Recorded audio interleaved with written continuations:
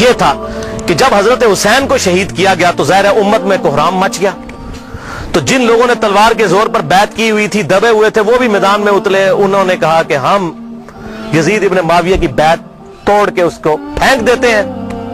سب سے پہلے اہل مدینہ نے بغاوت کی، اور صحیح مسلم میں کتاب الامارہ چیپٹر میں موجود ہے یہ چیز، امارت کے بیان والے چیپٹر میں صحیح مسلم کے اندر. اور جب بیعت توڑی تو ظاہر ہے کہ پھر یزید کو غصہ آیا، اس نے پھر فوج اپنی بھجوائی اور اس نے اہل مدینہ کے اوپر جو ہے وہ چڑھائی کر دی. 3 دن تک مدینہ تو رسول کو حلال ٹھہرا لیا کہ وہ حضرت عثمان غنی رضی اللہ تعالیٰ عنہ جنہوں نے شہادت گوارا کر لی، لیکن مدینے میں اپنے دفاع میں تلوار نہیں اٹھنے دی کہ مدینہ تو رسول میں میری وجہ سے خون نہ گرے. اس یزید ظالم شخص نے مدینے پر حملہ کروایا اور قتل عام مسلمانوں کا کروایا. صحیح بخاری میں کتنی حدیثیں میں ان کے حوالے دے دیتا ہوں. صحیح بخاری میں 2604، 2959، 4024، 4906 یہ صحیح بخاری میں ہے. صحابہ کا قتل عام کروایا. یہ کہتے ہیں صحابہ کے گستاخ، اور جنہوں نے چمچے ہونا سب تو بڑے گستاخ او جے صحابہ تھے جنہوں نے صحابہ نو قتل کیتا جے. گالی دینا سے چھوٹا جرم ہے، قتل کروانا بڑا جرم ہے. اور گالی بھی میں نے بتا دیا انہوں نے شروع کروائی ہوئی ہے. یہ ساری بدعتیں بنو امیہ کی شروع کی ہوئی ہیں، ممبروں پر حضرت علی پر لعنت کرنا اور صحابہ کو قتل کرنا. اور صحیح مسلم میں 3339، 3319، 3323 سے لے کر 3333 تک یہ 15-20 احادیث ہیں جن کا لب لباب یہ ہے کہ آپ صلی اللہ علیہ وسلم نے ارشاد فرمایا جس نے اہل مدینہ کو ڈرایا، اہل مدینہ کو دھمکایا یا مدینہ میں بدعت کو جاری کیا، مدینے والوں پر ظلم کیا، اس پر اللہ کی لعنت، اللہ کے فرشتوں کی لعنت اور تمام لعنت کرنے والوں کی لعنت. کہتے ہیں یزید پر لعنت نہ کریں. ہم کسی کلمہ گو اہل قبلہ کے پر لعنت کے قائل نہیں ہیں. آپ صلی اللہ علیہ وسلم نے ہمیں منع کیا ہے، لیکن اس کا یہ مطلب نہیں کہ وہ لعنت کا اہل نہیں ہے. لعنت خود بخود ہو جائے گی. قرآن میں آیا لعنت اللہ علی الکاذبین، جھوٹوں پر اللہ کی لعنت. آپ میرے سامنے واضح جھوٹ بولیں، میں آپ کو لعنتی پھر بھی نہیں کہہ سکتا، حالانکہ آپ لعنت کے مستحق ہو رہے ہوں گے. جھوٹ بول کے خود بخود مستحق ہوں گے لعنت کے. اسی طریقے سے سورہ محمد کی آیت نمبر 22 اور 23 میں آتا ہے جو لوگ فساد فی الارض کرتے ہیں، زمین میں قتل نہ حق کرتے ہیں، ان پر اللہ تعالیٰ کی لعنت ہوتی ہے. تو قرآن میں لعنت آئی ہے ظالموں کے اوپر، تو ہمیں تو بھیجنے کی ضرورت ہی نہیں. خود بخود جسے فٹ اسے گفٹ، جو ایسا کام کرے گا وہ خود لعنت کا مستحق ہو جائے گا. ہم کیوں لعنت بھیجیں، وہ خود بخود لعنت کے مستحق ہو گیا. وَلِعَاذُ بِاللَّهِ تعالی. اور اسی واقعہ، اس کو واقعہ حرہ کہتے ہیں، جس میں اہل مدینہ کو لوٹا گیا. اور یہاں تک کہ حافظ ابن کثیر جو آخری درجے تک اہل شام کا دفاع کرتے ہیں، لیکن یہاں پر وہ بھی تڑپ اٹھے اور انہوں نے کہا کہ یہ یزید نے جو ظلم ڈھایا، 1000 صحابیات اور تابعیات بغیر شادی کے حاملہ ٹھہری، زنا کیا یزید کی فوجوں نے. 3 دن تک مسجد نبوی میں گھوڑے باندھے وہاں پر پیشاب کرتے رہے اور مسجد نبوی میں نماز نہیں ہوئی. اور حتیٰ کہ پھر حافظ ابن کثیر تڑپ اٹھے جب مختار سخوی نے 22,000 قاتلین حسین کو ایک ایک لسٹ بنا کر قتل کیا، تو ابن کثیر کہتے ہیں کہ اس نے مسلمانوں کے دل ٹھنڈے کر دیے. ایک تو توابون کھڑے ہوئے 4000 کے قریب، لیکن وہ عبید اللہ ابن زیاد کا مقابلہ نہیں کر سکے. بعد میں مختار سخوی نے جس طریقے سے ان کو قتل کیا جو حضرت حسین کے خلاف کھڑے ہوئے تھے. اور آپ دیکھیں اس کا سرغنہ کون تھا؟ عمر ابن سعد ابن ابی وقاص، جنتی صحابی کا بیٹا. حضرت نوح علیہ السلام پیغمبر سے بیٹا کیا نکلا؟ کافر. کہتے نہیں صحابہ کی اولاد، او بھئی نبی کی اولاد سے بڑھ کر کون ہو سکتا ہے؟ حضرت نوح کا بیٹا کافر. تو اس کی وجہ سے حضرت نوح کو تو کوئی لعن طعن نہیں کر سکتا. اسی طریقے سے عمر ابن سعد جیسے سعد ابن ابی وقاص جنتی صحابی ہیں. ایک مجلس میں جن 10 صحابہ کو بشارت ملی ان میں یہ بھی شامل ہے، اور آخری وقت تک یہ حق کی آواز بلند کرتے رہے الحمدللہ. اب سعد ابن ابی وقاص میں صرف بیان کروں کس طرح وہ حضرت علی کے فضائل امیر معاویہ کے دور میں بیان کرتے تھے اور ڈنکے کی چوٹ پہ کرتے تھے، اور جو لوگ حضرت علی پر لعنت کرتے تھے ان کے وہ خلاف کھڑے ہوتے تھے. یہ پورا ایک ٹاپک ہے بخاری اور مسلم کے اندر، جو کبھی ٹائم ملا تو میں انشاءاللہ بیان کروں گا. لیکن بیٹا آگے دیکھیں کیا نکلا. اسی واقعہ حرہ پر امام احمد بن حنبل رحمۃ اللہ علیہ کا قول صحیح سند کے ساتھ اسی ابن جوزی کی کتاب میں موجود ہے، صفحہ نمبر 40 پہ، جو عربی میں نسخہ ہے، اردو میں آپ کو مل جائے گا. یہ امام احمد بن حنبل سے ان کے شاگرد نے پوچھا یزید ابن معاویہ کے بارے میں کہ کیا آپ یزید ابن معاویہ کے بارے میں آپ کا کیا خیال ہے. یہ اب میں آپ کو بتانے لگوں کہ اہل حدیث کا کیا موقف تھا.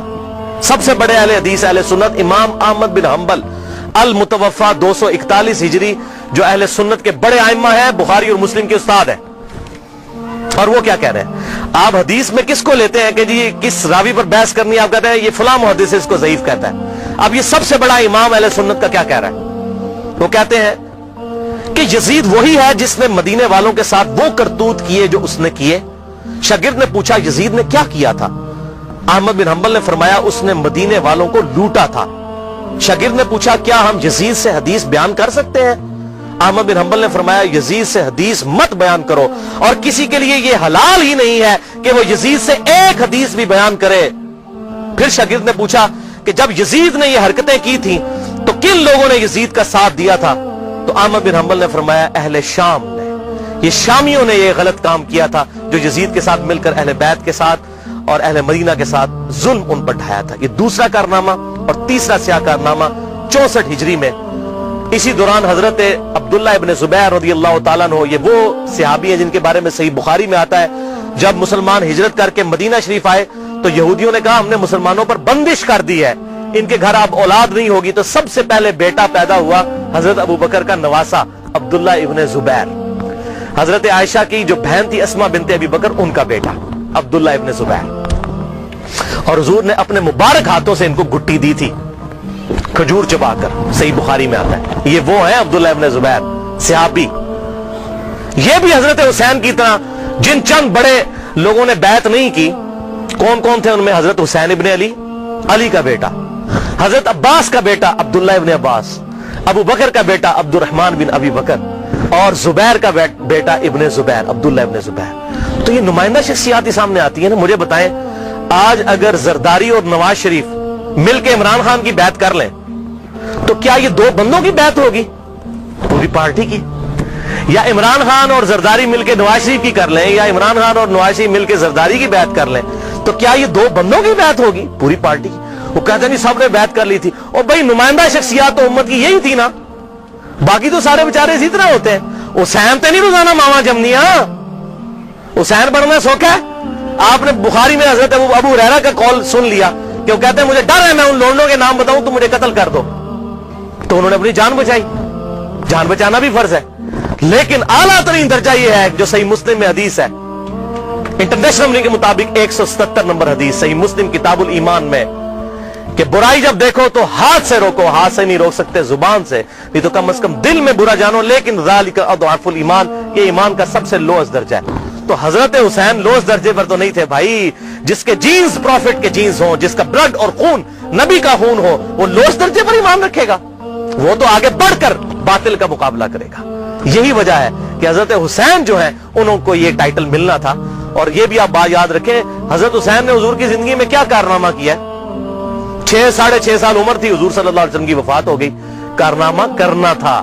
اسلام تقوی کی بنیاد پہ کسی کو ٹائٹل دیتا ہے, ان اکرمکم عند اللہ اتقاکم. حضرت حسین نے کون سا کارنامہ کیا تھا؟ کارنامہ بھائی کرنا تھا. جنتی نوجوانوں کا ٹائٹل اس لیے ملا کہ انہوں نے وہ کام کرنا تھا کہ جب امت سو چکی ہوئی تھی انہوں نے امت کو جگایا. اور ایسی بھی امت جاگی کہ آج تک جب بھی کہیں پر ظلم ہوتا ہے حسین کی مثال پیش کی جاتی ہے. لوگ کہتے ہیں کیا ہوا جی, حسین کے ساتھ بھی تو 72 لوگ تھے نا, اگر ہم تھوڑے ہیں. سورہ نحل میں آیا کہ ابراہیم علیہ السلام اکیلے ہی پوری امت تھے. حق تھوڑا ہو, حق حق ہے, باطل باطل ہے, چاہے وہ کثرت میں کتنا ہی زیادہ ہو. ٹھیک ہے, تو یہ بات آپ سمجھیے اس حوالے سے. تو عبداللہ ابن زبیر نے بھی بغاوت کی. انہوں نے حجاز, مکہ, مدینہ اور پورے ایریے پر انہوں نے اپنی خلافت قائم کر لی, اور یزید صرف شام تک رہ گیا.